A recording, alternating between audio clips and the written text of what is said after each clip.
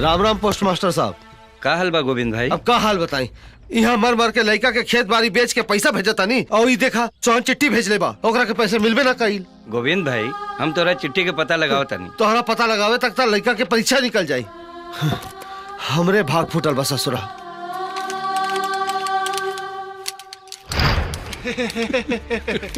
ए बनवारी, ई बुढ़ऊ खाली 3 बीघा जमीन छोड़ के अपन सब जमीन बेच देले रे। तो खाली देखत रह, वो 3 बीघावा भी हमरा ही पास आई। ए काका, हम 3 बीघावा काहे रखले बाड़ा? वो दे दो हमरा के। ए बेटा, इहे हाल रही तो एक दिन सब बिका जाई रे। सोहन प्रसाद 2 लाख रुपए। इसके बाप ने फिर पैसे भेजे। एक्सक्यूज मी आंटी, मेरा कोई लेटर आया है क्या? नहीं तो क्या बताओ आंटी, कल फीस भरने की लास्ट डेट है। मैं बाबूजी को लेटर पे लेटर भेज रहा हूँ और बाबूजी पैसे भेजना तो दूर, लेटर्स का जवाब भी नहीं दे रहे हैं। मेरी बात का बुरा मत मानना बेटा जी, लेकिन मुझे ऐसा नहीं लगता कि वो तुम्हें पैसे वैसे भेजेंगे। नहीं आंटी, मुझे लगता है बाबूजी जरूर किसी प्रॉब्लम में होंगे। तू अभी बच्चा है, तुझे नहीं पता कि ये दुनिया कितनी मतलबी है। कैसी बात कर रही हैं आंटी? आप मेरे माँ बाप को नहीं जानती। अच्छा तू एक बात बता दे, जी, तेरे माँ बाप तुझे विदेश भेजने के लिए राजी थे? नहीं, लेकिन अब लेकिन वेकिन कुछ नहीं। उन्हें ये डर लग रहा होगा कि पता नहीं तू गांव वापस आएगा या नहीं। पहले तो उन्हें सिर्फ डर था, लेकिन अब तो पक्का यकीन हो गया होगा। फिर वो तुझ पे पैसे क्यों लुटाएंगे? डोंट फॉरगेट माय चाइल्ड, जो पेड़ फल नहीं देता उसमें लोग पानी तक नहीं डालते।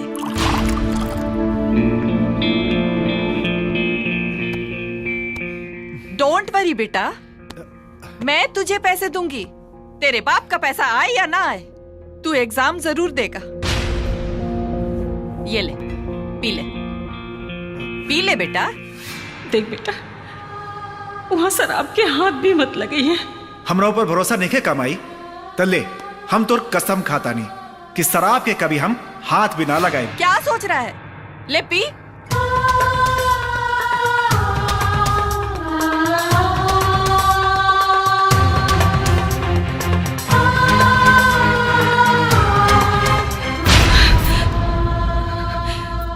कहो गिलराम के माई?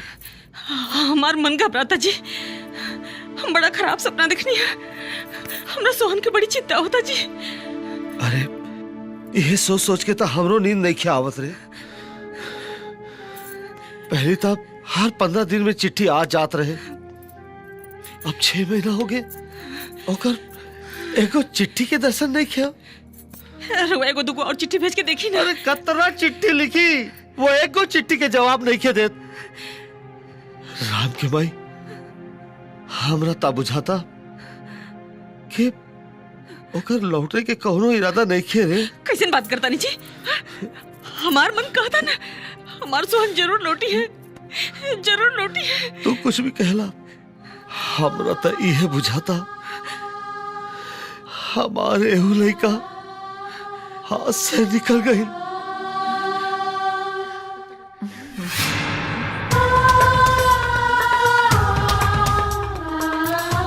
और कसम को वहाँ को मेम साहब से कुजात में बियाह ना कर ले। हम कसम खाता नहीं माई कि कोनो कुजात में बियाह ना करें।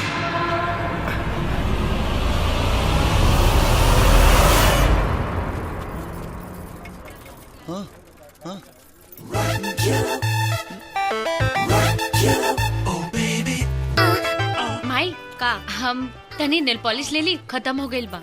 जौन लेबे के बाद ले ले, बाकी जल्दी आई है। हम सब्जी लेके आ बतानी, ठीक बा? ठीक बा माई।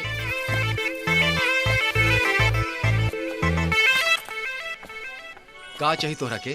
एगो नेल पॉलिश दे दा, लाल रंग के। हाँ दे तानी। तोहरा का चाहिए? हमरा के चूड़ी दे दा। तू पहनबा? तब के पहरी, हम ना पहरबता। तोहार साइज का बा? ना पले तो नहीं खी, लेकिन 9 इंच होई। हमरा लगे 9 इंच की चूड़ी नहीं खे। त कौना इंच के बा? 2 6 के 2 8 के मिली। तो 2 8 के दे दो, जौन सबसे बढ़न बा। 2 4 5 गो कलर लेके आवो। ठीक बा। ए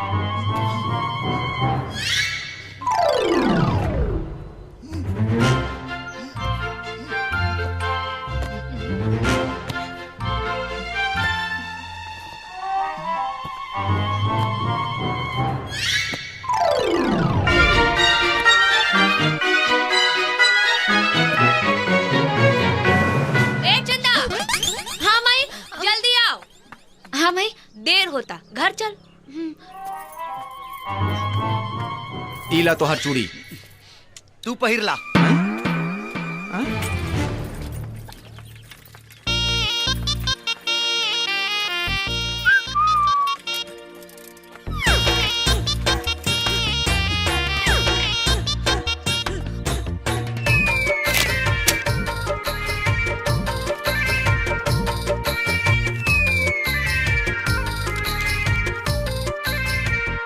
मेरी प्यारी चंदा रानी,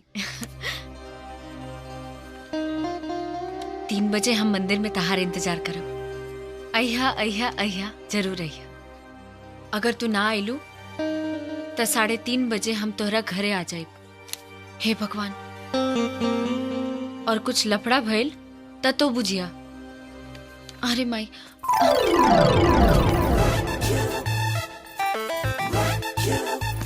माई का हम तनी मंदिर होके आ जाई। काहे?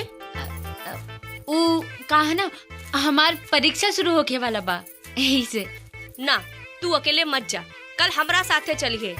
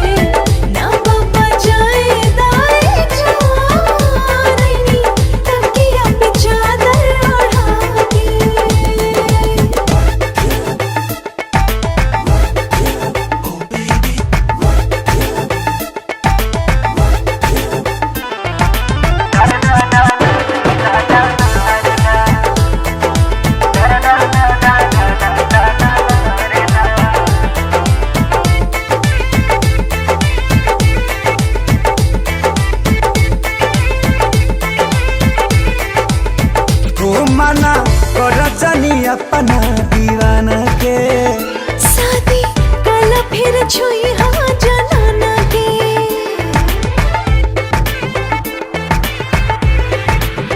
तो कहे छुए से करा तारू माना हो अभी लिखा जनी कोरा बाटे पाना तनिको तो बुझा परेशानी कब से रानी सहतानी जालू कहे हथवा छोड़ा के ना बाबा जाए दाए जवान ना बाबा जाए दाए जवान नहीं तकिया पे चादर ओढ़ाके हाय ना बाबा जाए दाए जवान नहीं तकिया पे चादर ओढ़ाके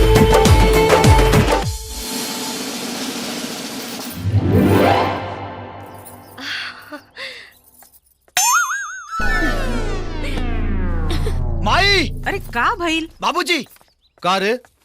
बाबूजी सोहन भैया के चिट्ठी आइल बा। हाँ तो जल्दी पढ़ना। वो कब आवा था लिखले होई। आदरणीय बाबूजी प्रणाम और माई के चरण छू के प्रणाम। खुश रह खुश रह सोहन भैया। अरे वो खुश रहे और किशन के प्यार पढ़ और किशन के प्यार पढ़ पढ़। बाबूजी तोरा जान के खुशी होई कि हम का भइल? का भाई अरे का भइल? एक किसनवा कहा रे, बोल ना। बाबूजी, सोहन भी है शादी कर ले और वो एगो बेटी के बाप भी बन गए।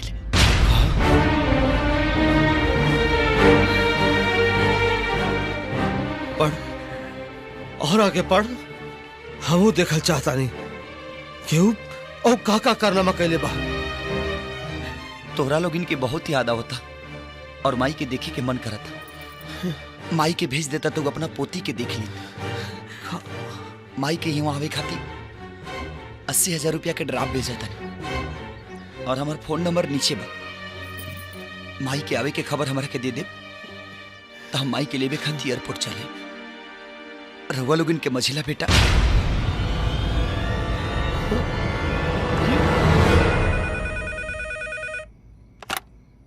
हेलो, हु इज स्पीकिंग? अरे अंग्रेज की औलाद, हम तोहार बाप बोलता नहीं। अरे बाबूजी प्रणाम। चुप रहा। तोहार नौकरी लग गई तो हमार याद ना आई है? तय बिहा कर ले तो हमार याद ना आई। अब जब लड़की भइल है तो हमार याद आ गई। तू एक बात कान खोल के सुन ला, हम तोहरा के ही बतावे खातिर फोन कैनी है कि तू एयरपोर्ट मत आई है। हम तोहार माई के ना भेजब। अरे ये तोहार नहीं है, मिसिल बेलवा नहीं खे। उ लंदन बा लंदन। तू वहाँ अकेले कैसे जाबू? और मैं का करे के बा? अबे हवाई जहाज में बैठब, अब 12 घंटा में लंदन। अरे तू नहीं को बुझत। पहले पासपोर्ट बनवावे के पड़ी, ओकर बाद बस पकड़ के पटना जाए के पड़ी, फिर पटना से रेलगाड़ी पकड़ के मुंबई जाए के पड़ी, तब जाके मुंबई में जहाज मिली बैठे खातिर। हम कुल बुझता नहीं, रवा चाहता नहीं कि हम अपने पोते के मुंह देखी। बड़का के भाई वहाँ ना जाए देनी, अब मछला के भाई वो नहीं की जाए दे। अरे तू कैसे बात करता रू जैसे हम अपना पोती के दुश्मन बानी। अरे तोरा के कैसे समझाई कि पोती के प्रेम के खातिर तोहार मती फिर गइल बा।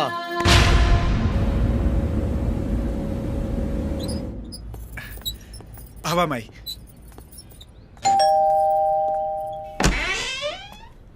मम्मी, ये मेरी माँ है। हाँ हाँ ठीक है। माई, ये हमारे सास हैं। कैसन भूतनी नियर लोकतिया। क्या बोला? कुछ ना। ठीक है, आ जाओ। आवा माई, आवा।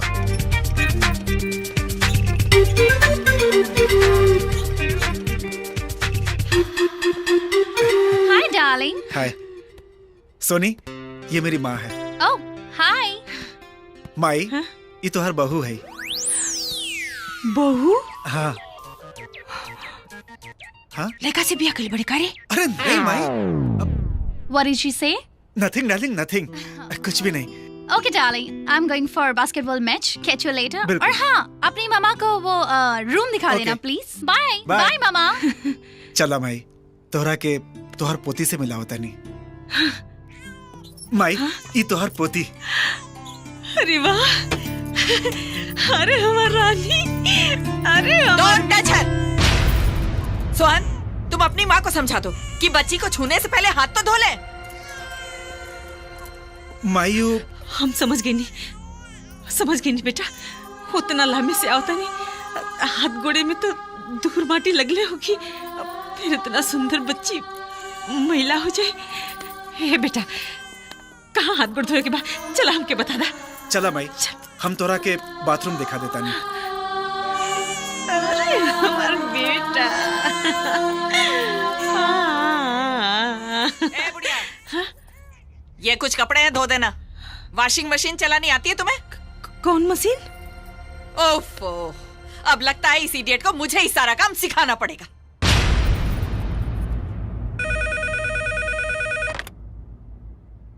हेलो, तरी सोहन से बात करवावा। सोहन तो अभी घर पर नहीं है। आप कौन बोल रहे हैं? हम सोहन के फादर बोलता नहीं। सोहन के माई ना, सोहन के मम्मी बाड़ी का।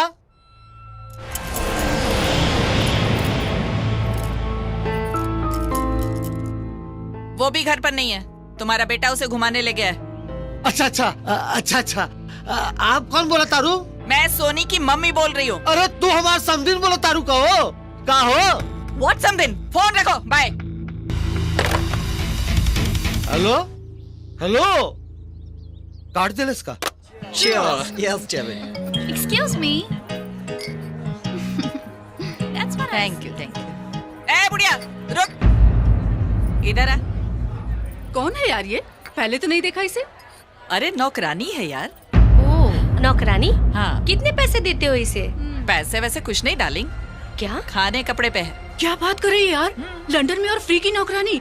अरे यार तू तो बड़ी लकी है यार। यार मुझे भी ऐसी नौकरानी दिला दे। बिल्कुल ट्राई करूंगी मैं। अरे तू यहाँ क्या कर रही है? उधर जा।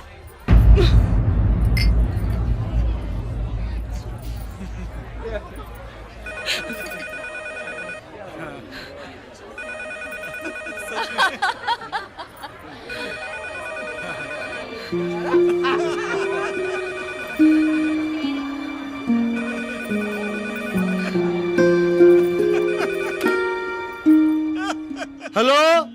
अरे अरे जल्दी सोहन के माई से बात करावा हो, ढेर दिन हो गए बात कैले। इधर राम के माई ऐसा आवाज लगाता। राम के माई?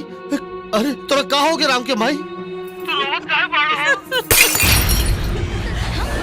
राम के माई, अरे तू बोलत काहे नहीं खू? You idiot! फोन करना नहीं आता तो उठाती क्यों है? सारे ड्रिंक्स गिरा दिए, सारे गिलास तोड़ दिए, जाहिल गंवार कहीं। अब इसे साफ कौन करेगा? तेरा बाप? चल साफ कर इसे।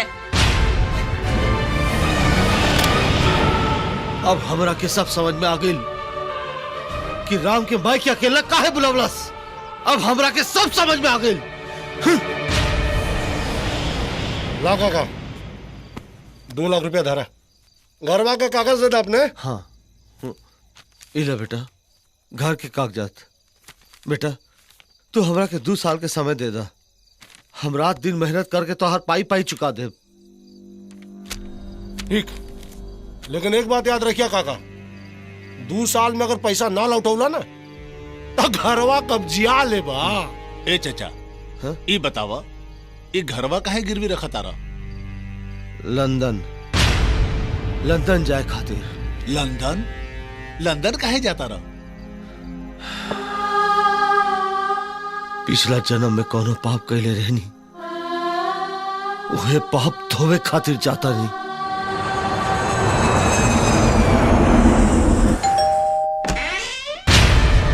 बाबूजी, और माइक कहूँगा बाड़ी रे। बाबूजी, बाबूजी चल हट।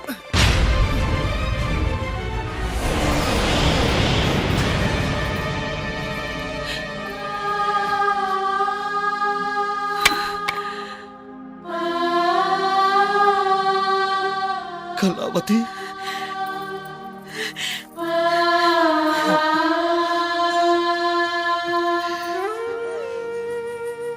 कहा रे सोना, जौहन भाई तोहरा के अपना कोख से जन्म देलस, वही के घर के नौकरानी बना देले।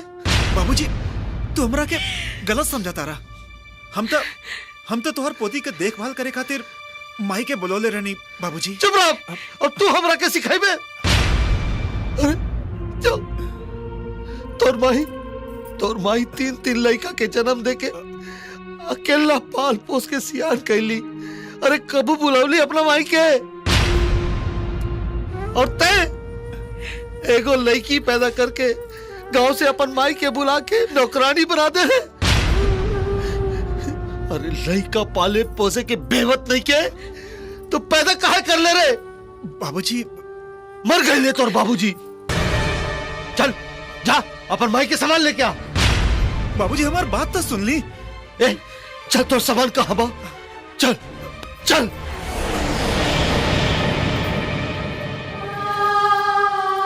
बाबूजी अपन पोती के तो देख ली। चल हट रे। बाप कौन बेटा और के कर पोती?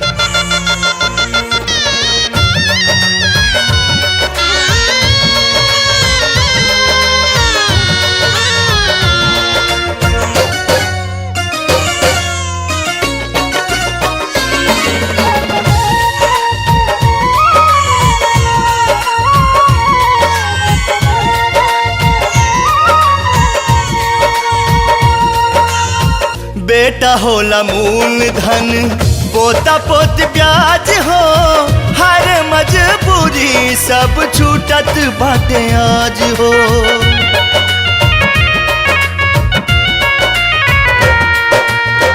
एक बेर जे अपना माई बाप के भुलाईबा, धरती त धरती नरक में ना जगह पैबा।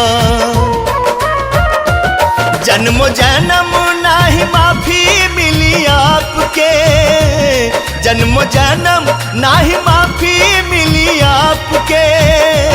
जन भुलई हो, जन भुलई हो ए भाई माई बाप के। जन भुलई हो ए भाई माई बाप के।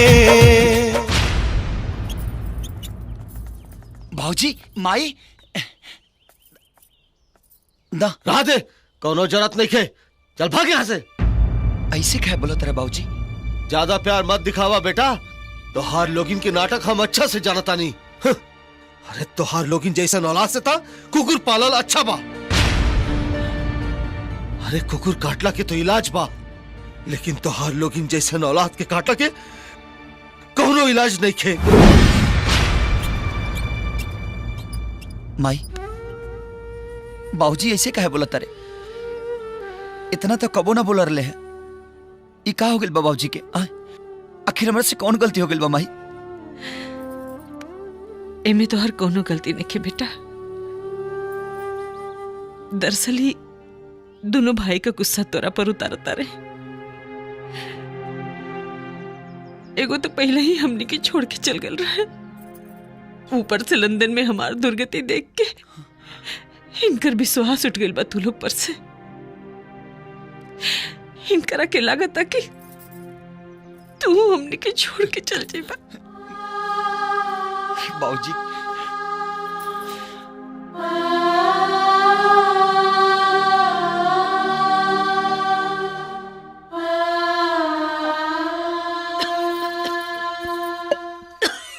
काहो कलावती, देखा था नहीं तू जब से लंदन से आयल बाड़ू तो हर खांसी बढ़ते जाता है। का करे राम के बाबूजी, ढलती उम्र में तो दुनिया भर के बीमारी लागल रहेला। कैसन बात करता रू तू? तोरा के शहर के बढ़न डॉक्टर से दिखाए तो तोहर सब तबीयत ठीक हो जाई। एगो बात पूछी जी? हाँ पूछा। पहले तो रउआ हमके राम कमाई कह के बुलावत रहनी, और आजकल हमार नाम लेके बुलावे नहीं। पहले तोहार औलाद रहले सन, यही से तू केहू के माई रहलू। अब तू केहू के माई ना, तू कलावती हो। हम और कलावती। कोई डेट है क्या? ऐसे कामों के लिए तो आपके पास कुछ ज्यादा टाइम। मामी मामी मुझे कार्टून चैनल देखना है। देखता नहीं है, मैं सीरियल देख रही हूँ। चल भाग यहाँ से। नहीं मुझे तो कार्टून चैनल देखना ही है। कार्टून चैनल देखना है तुझे? तो जाके अपने बाप की शक्ल देख। भिखारी को घर क्या बुला लिया, मालिक ही बन बैठा है। भाभी आपको शर्म नहीं आती छोटे से बच्चे से ऐसी बातें करते हुए? और आपकी हिम्मत कैसे हुई मेरे पति को उल्टा सीधा बोलने की? तो इसमें मैंने गलत ही क्या कह दिया? उसकी शादी से पहले औकात क्या थी सारी दुनिया जानती है। जबान संभाल के बात करिए भाभी, आप मेरे पति की बेइज्जती कर रही हैं। बेइज्जती? बेइज्जती तो उसकी होती है जिसकी कोई इज्जत हो। और इतना ही इज्जत वाला होता ना, इस ऐशो आराम को ठोकर मार देता, दूसरों के टुकड़ों पे नहीं पलता, समझी? शट अप भाभी। You shut up.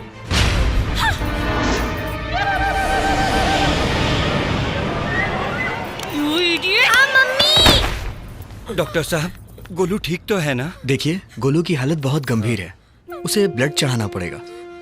उसका ब्लड ग्रुप है AB नेगेटिव। आप लोगों में से किसी का ब्लड है AB नेगेटिव? नहीं। देखिए दिक्कत यह है कि हमारे हॉस्पिटल में इस ग्रुप का ब्लड अवेलेबल नहीं है। आप कहीं से भी एक बोतल ब्लड का इंतजाम कीजिए, नहीं तो बच्चे को बचाना बहुत मुश्किल हो जाएगा। ठीक है?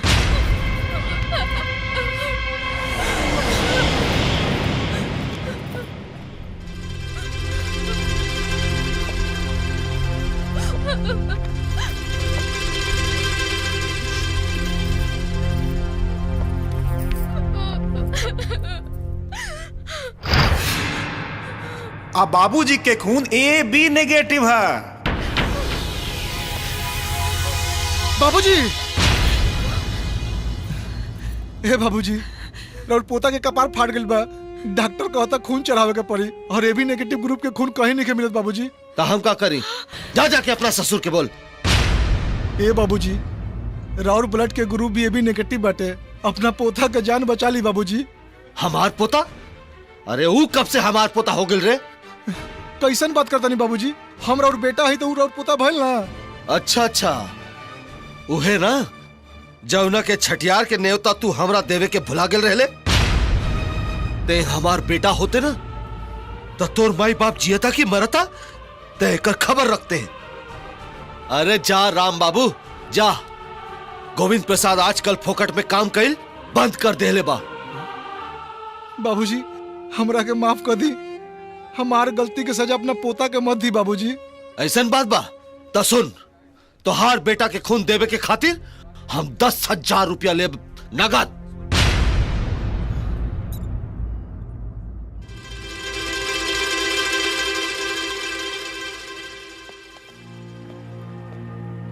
रुका, पहले हमार पैसा दा फिर खून चढ़ैया।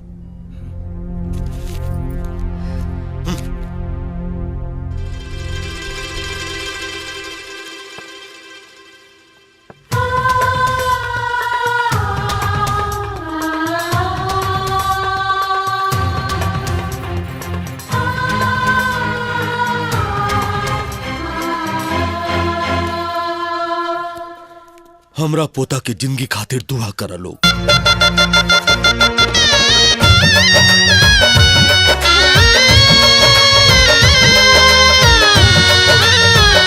दुनिया निहारे बगिया में हरियाली के, पर खेला त्याग के हुका है नहीं माली के।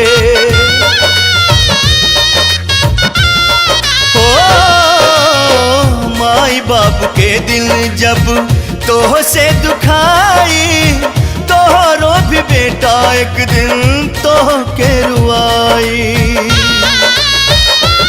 तहिया रहिया में चलबा मुँह ढाप के, तहिया रहिया में चलबा मुँह ढाप के।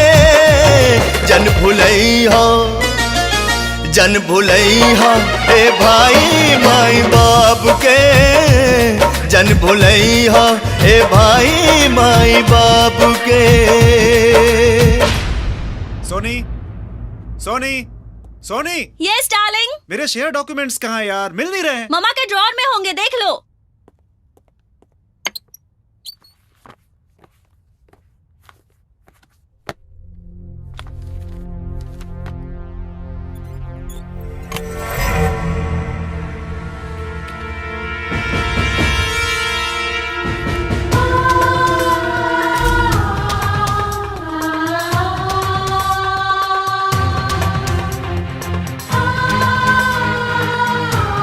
मामा, मामा, मामा। क्या है बेटा? मामा ये लेटर्स आपके ड्रॉअर में कहाँ से आए? मुझे क्या पता?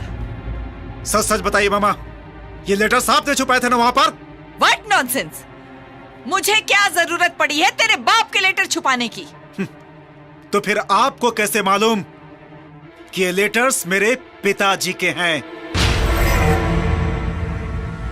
आपकी खामोशी साफ बता रही है कि ये लेटर्स आपने जानबूझकर छिपाए थे।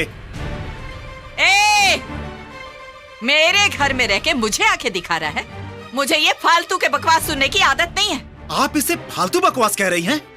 इन चिट्ठियों से साफ जाहिर है कि कैसे पिताजी मुझे अपनी जमीन जायदाद बेच बेच कर पैसे भेजते रहे, और आप है कि इन चिट्ठियों को मुझ तक पहुंचने ही नहीं दिया, ताकि मेरे और मेरे परिवार के बीच गलतफहमी की दीवार खड़ी हो जाए।